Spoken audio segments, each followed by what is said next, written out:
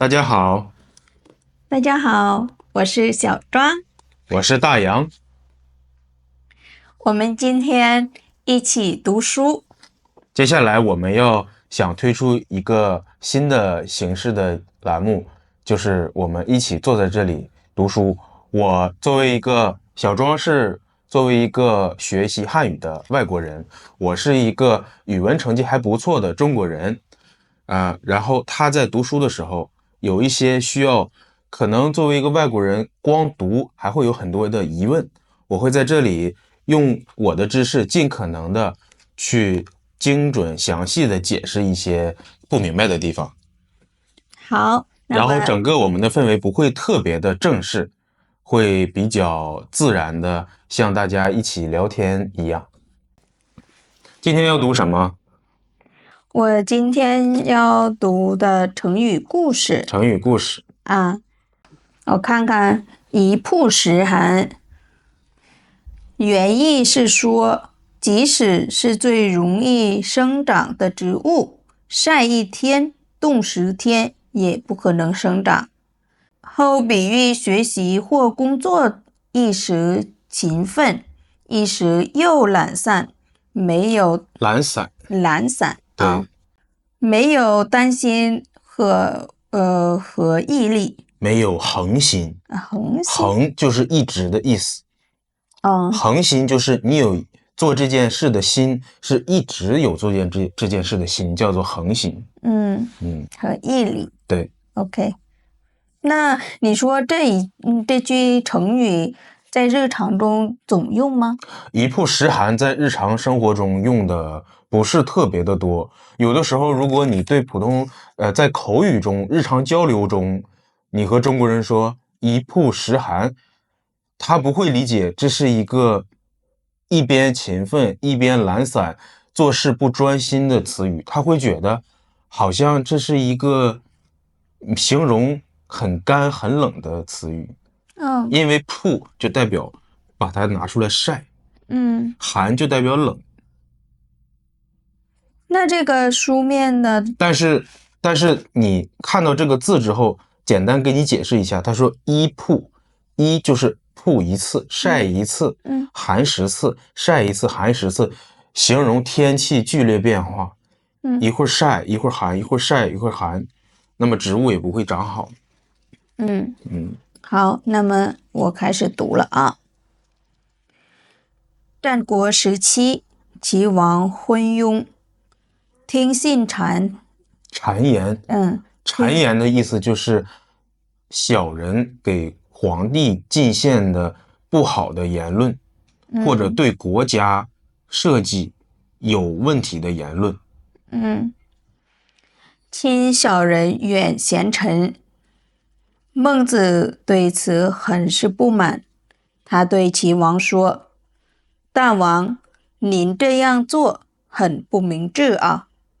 虽然天下有生命力很强的生物，可是如果把这种生物在烈日下晒一天，又放到极冷的地方冻10天，它还能活吗？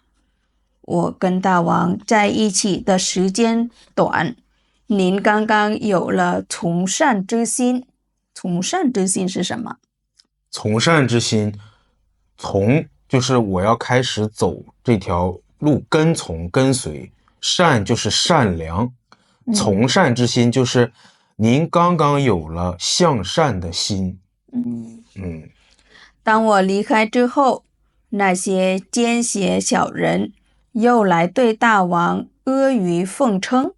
阿谀奉承，阿谀奉承就是用一种很讨好别人的话，但是说的不一定是真实的话，会用一些讨好的话引导你去做一些坏事，或者是用这些不真实的讨好的话去跟你搞好关系。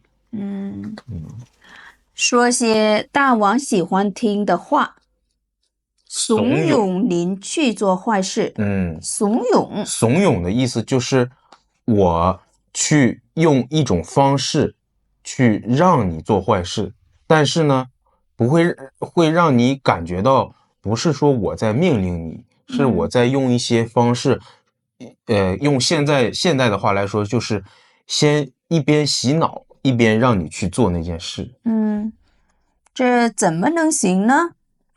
看齐王不说话，孟子又接着说，著名的棋手弈秋有2个徒弟，一个认真听话，虚心学习，另一个整天想着会有天鹅飞来，时刻准备着要去射天鹅。他们的老师一样，成绩却天差地别。别人或许会认为这跟2个人的智力有关，其实只是跟专心与否有关。好了，这故事已经结束了。这个故事说的比较短，对吧？它是分2个部分。第一段说的是这个孟子和他说，讲了一下这个一曝十寒的，可以说是一个字面的意思，就是一个植物把它晒一天，在太阳下晒一天，再到非常寒冷的地方冻10天，那么这个植物会经历一个非常剧烈的环境变化，那么这个植物很难生存下去，对吧？然后呢，他说完这句话，他又说，大王，您刚有了从善之心，就是你刚刚想要做善事，为人民，为你国家的人民去想事情，这就相当于一曝十寒里的一曝。而在我离开之后，那些小人又来每天的说一些好听的话，让你高兴，并且去洗脑你，让你去做那些坏事。那这就相当于一曝十寒里的十寒。您刚从善，又做坏事，那这样怎么能行呢？然后齐王不说话，孟子又说著名的棋手有2个徒弟。一个是认真听话，虚心学习，就是说明他有恒心和毅力做一件事情；另一个是整天想着会有天鹅飞来，时刻准备去射天鹅。所以呢，虽然老师一样，但是他们2个做事的方法不一样，最后他们的成绩就不一样。有人觉得这个是和他们的智力有关，实际上呢，这个和人的恒心和毅力有关。所以整体结合这个故事，再加上这个成语，它的意思就是不要一会儿这样，一会儿那样，你要坚持住，有恒心，不怕困难。我明白了。所以呢，如果是想劝一个人，专心学习或者工作，那么就跟他说，你可别一曝十寒呀，还是怎么？可以这么说，可不要一曝十寒。但是呢，口语中很少说一曝十寒，因为这个词不是特别常用，而且会容易让普通人感觉到有一点歧义。歧义的意思就是一曝十寒不是在说天气吗？但是如果你简单的跟他解释一下，说一曝十寒，一什么，一是什么，曝是什么，又十是什么，寒是什么，那么可能大家说原来还有这个词啊。但是可能书面语里，文学作品里，一曝十寒可能用的会比较多一些。好，明白了。那咱们下次再聊。好的。